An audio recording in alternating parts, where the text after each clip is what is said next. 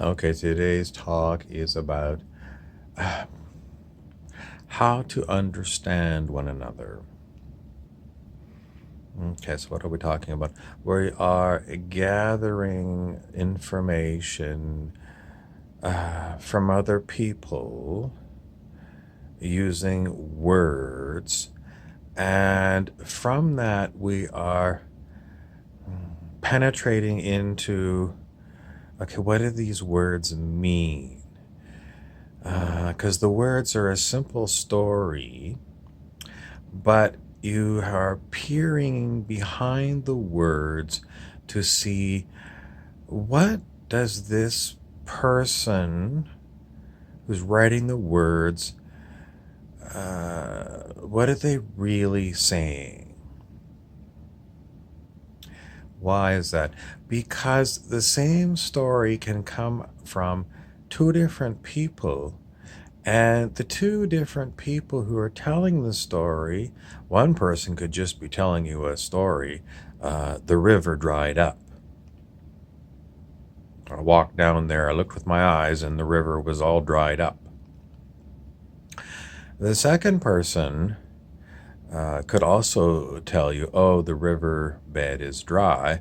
But the two people could have completely different, someone might say, beliefs about what is the nature of this dry riverbed.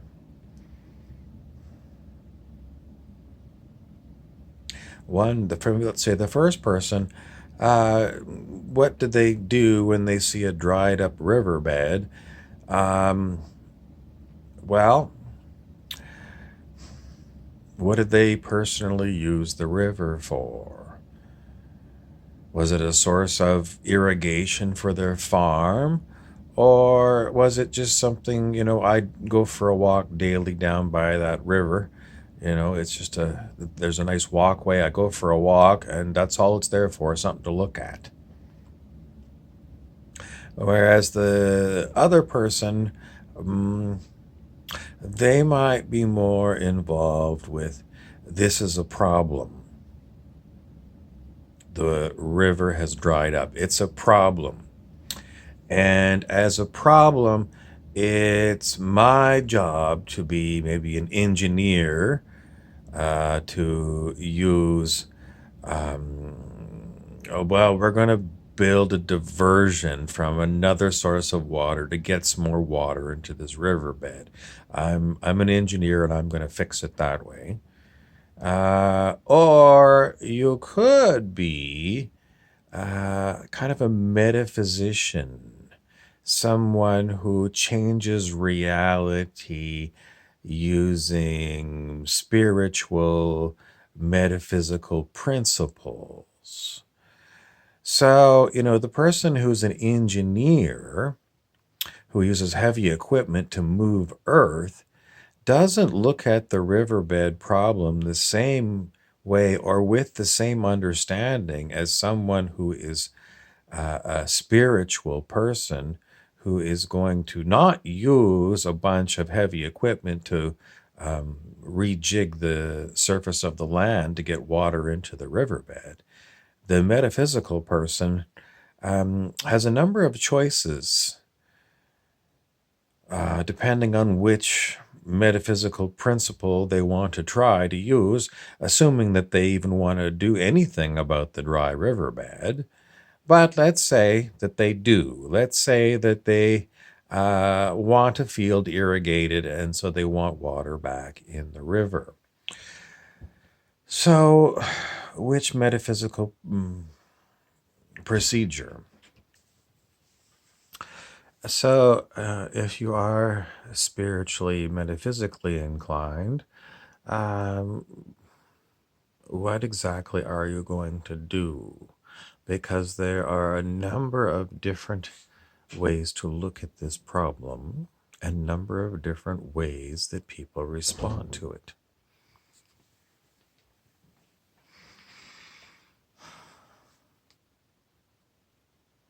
To the engineer, Earth is a physical place, and I can use heavy equipment to move physical matter around.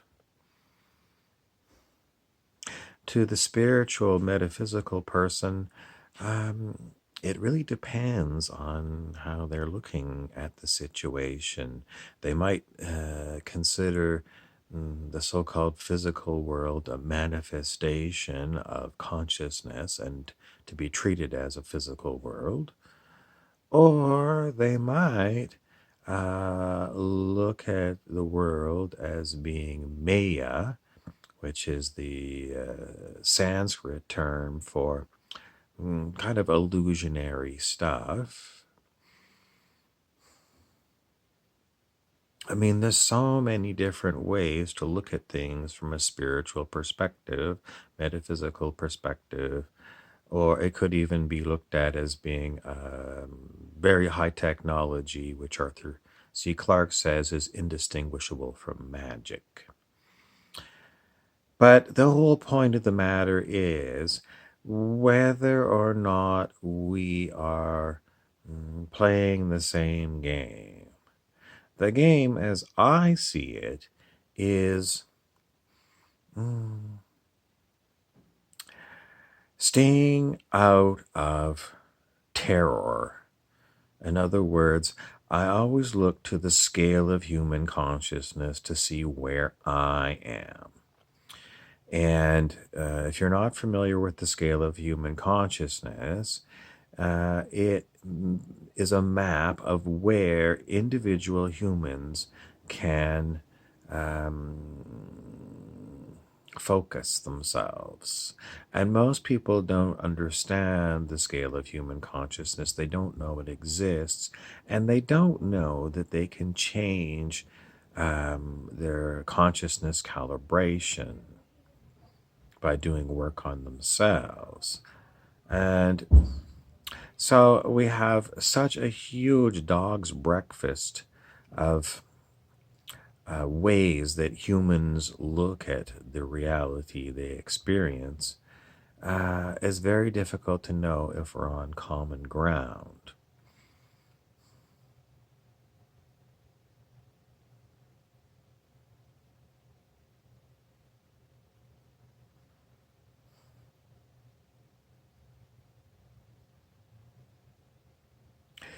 Do I post things about problems in the world? Yes. And when I see someone post a supposed problem in the world, then what? Well, this is part of the job, I suppose, is bringing up problems in the world to see what people react with and where they're at. You have to go to use these things as a test to see who's going to react and how. Because the point is to get people's consciousness calibrations up, higher in the scale. And you don't really know where people are on the scale of consciousness unless you're using muscle testing.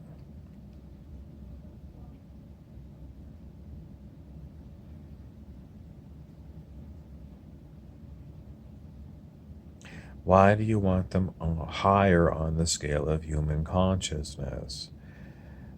Because a very low collective consciousness is where we're coming from on planet Earth. It wasn't until 1987 that the collective of planet Earth popped above 200 on the scale of human consciousness. Everything below 200 on the scale of consciousness is just negativity. It's essentially living a lie. And humans living a lie resulted in the bombing of Hiroshima. So, leaving humans living under 200 on the scale of human consciousness is just going to result in more Hiroshimas. Getting people out of that is the job of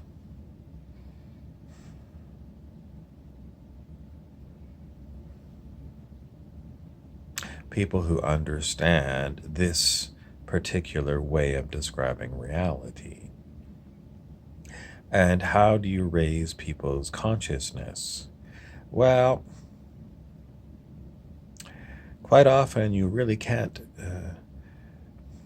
change their beliefs directly because of cognitive dissonance. In other words, what you're saying is so dissimilar to what they've been conditioned to believe that they're not going to believe you.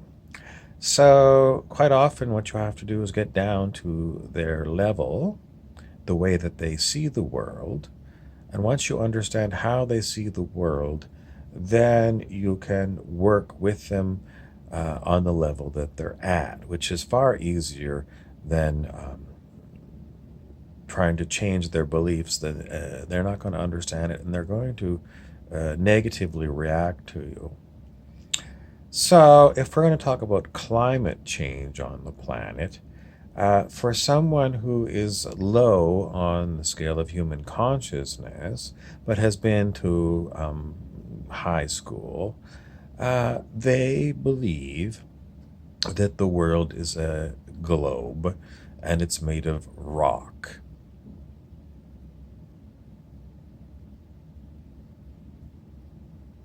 I'm not going to talk about the flat earth people, but that is basically the way they look at the world conventionally.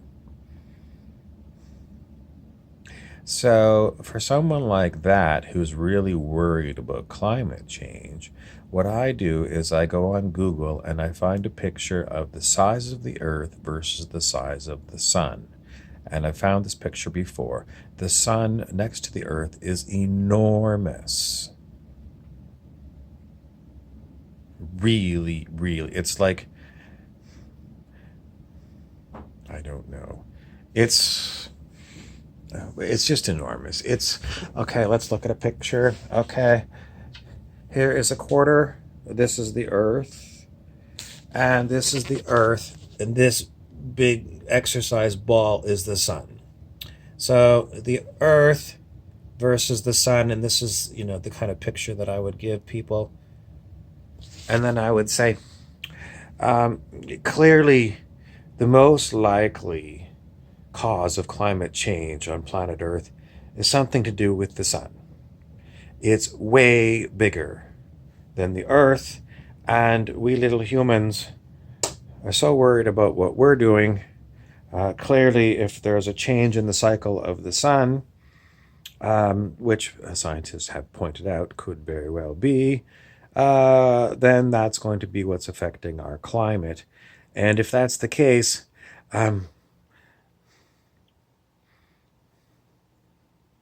well, what do you want to do about it? Some people are going to say, well, if that's the case, then we're going to have to block the sun and we're going to put chemtrails up in the air and geoengineer so that we are going to reduce the amount of heat coming on the planet. I look at these people and I say, you're polluting the air, you stupid fuck.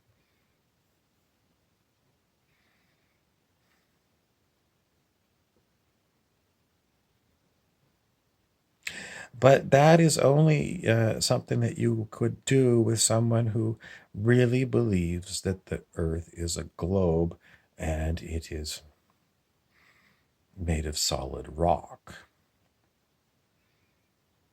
For someone higher on the scale of consciousness,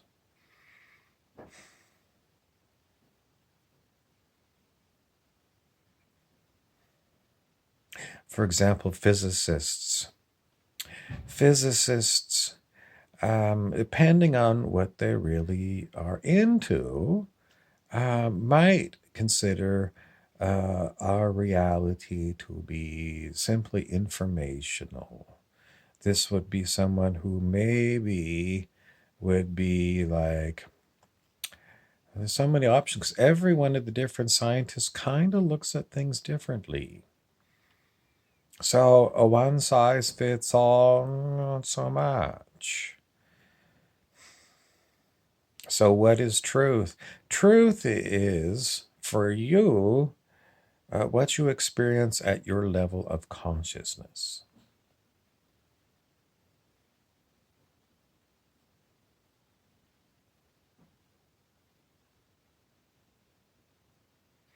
So, in essence, if there's 7.5 billion people on the planet, there's 7.5 billion planets being experienced.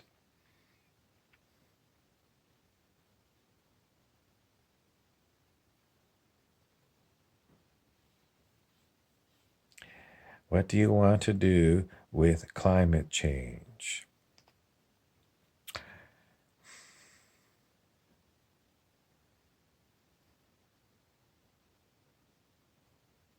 Well, what I do is if I have anything that's troubling, I breathe, meditate for a moment or two, and see what my body is going to do. Is it going to make a video, or is it going to type some words that, I hear from consciousness? And is it always the same thing? Strangely, no. It's not always the same response for the same people. And for me, as the observer, sometimes it's somewhat alarming because sometimes what my body says, I'll be going, you really want to put that down? And it's because I'm kind of judging what my consciousness is coming up with. But I don't know with my mind what my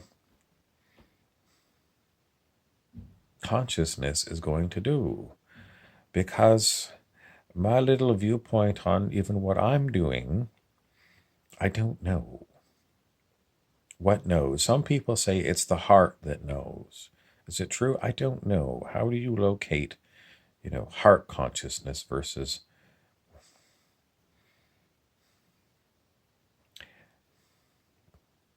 head consciousness, for example? I mean, there's a lot of stories that say, oh, your heart knows. But how do you really know? It's just something people say so much that you start to use it as a crutch. But I don't know. I don't know. It's a great game in consciousness. And while I appear to be a player, it's not me who's deciding what I'm going to do and what I'm going to say. My job for a very long time has been to let go of control. And that's where most people on the planet are, I believe, still using their mind to control as much as they can in their lives.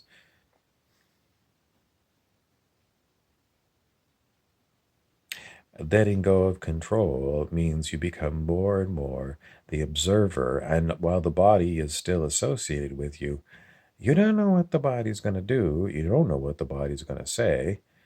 And your job is most likely to be in a constant state of meditation, being aware of what the body's doing, what else is going on, and sort of being in a state of wonder. I wonder what this means. I wonder where this is going. I wonder what this body's going to say, and I wonder what the reaction of the other apparent humans is going to be. And it's moment to moment waiting to see what's going to happen. Somebody had a good article today on 5D, the fifth dimension, and they said it's a little bit unsettling for people coming from 3D. Well, yes, for people in 3D, there are so many changes. It's very unsettling. But this person said one of the things that people who think they are 5D have to process is that there is no one right answer in 5D. In 3D, everyone is conditioned to believe, well, here's a spinning globe, a model of the Earth. the Earth is a globe spinning around in space, circling the sun. And that is the truth that everyone, if you got a test, that is the answer on the test of what the Earth is. But in 5D, somebody says it's more nebulous. Yes, it's more nebulous exactly what it is that we are in. I always say you can use different maps to our reality maps, reality boxes. But is there one truth? You have to get used to ambiguity. Ambiguity is the norm in 5D, and that is relative truths, perhaps. But what is the real truth? You're a spot of awareness, aware of what's going on around you. You're aware, and that's about the best truth I could say for you.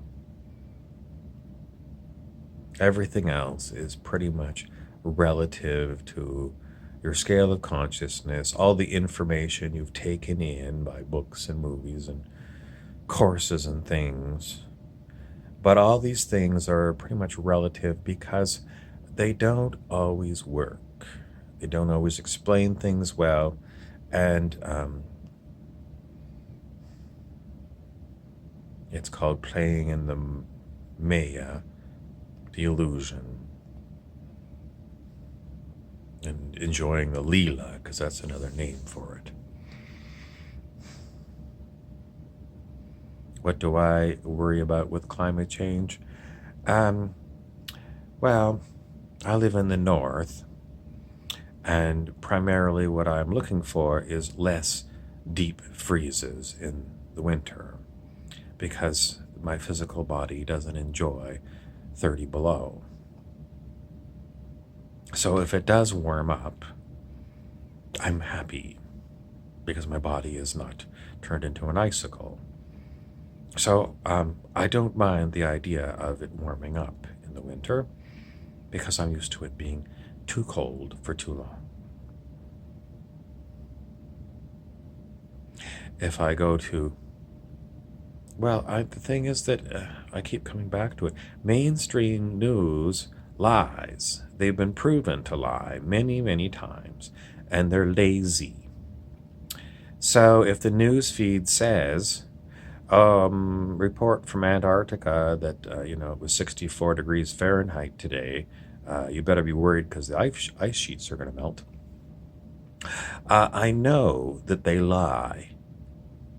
There are 6 media companies in the whole planet, and they're owned by capitalists, and they have got an agenda. It's primarily keeping their advertisers happy. And their advertisers want us to buy a lot of expensive things, because that's what the business they're in, making us spend money individually and as groups known as, taxpayers of countries and things. So, do I believe it's a 64? No, I don't believe anything reported by the news. I don't even really believe what my senses are telling me, because they're quite often fooled. Everyone knows you can go and look at easy ways to fool your eyes. I'm not going to fly down to Antarctica today to see if it's actually 64 degrees Fahrenheit. I don't know if Apollo went to the moon or not. Based upon, around 1970, videos played on maybe a black and white television when I was 5. When I was a kid, yeah, I believed that that's where they were going and that's what they were doing. But now, I think it's just as likely that Stanley Kubrick made films and that's what was shown on national TV. Because I didn't go to the moon, I can't verify it.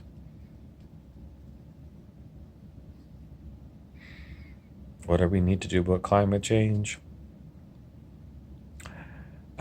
Be very wary.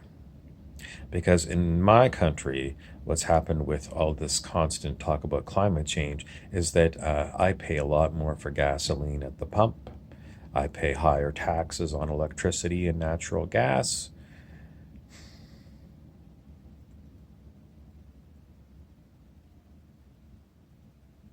Has it done anything for um, changing the climate? No, no, as far as I can tell. Um, Me paying more money at the gas pump has not changed the stories of climate change coming through mainstream media. So it's totally ineffective. Totally ineffective, totally ineffective. And it hurts me personally because that money I could have used for something else. So I don't believe the liars on television. Even Donald Trump said during his election campaign, it's rigged, folks. And I believe that is one thing that you can guarantee Donald Trump said that was the truth. I'm Siddhi the She for your daily update.